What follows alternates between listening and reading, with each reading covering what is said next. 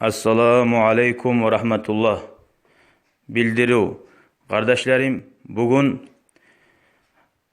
dünyadan gitti Qaqashurali Yahya Hacı.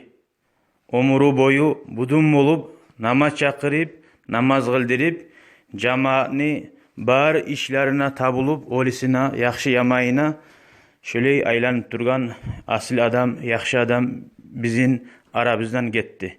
Günahlarından Allah geçsin, darajaların öğretsin. Barda etken yaxşı amalların Allah kabul etsin ya Allah. Şonu ruhundan bir alham, uç kulhu, kul ağızlar okuyuk. Saat 10'na zikruga masjidka salacak, 11'de kavurlaga albaracak. Bugün pandelnik 9. April 2018 yıl. Allah kabul etsin, barik zada, barakallah.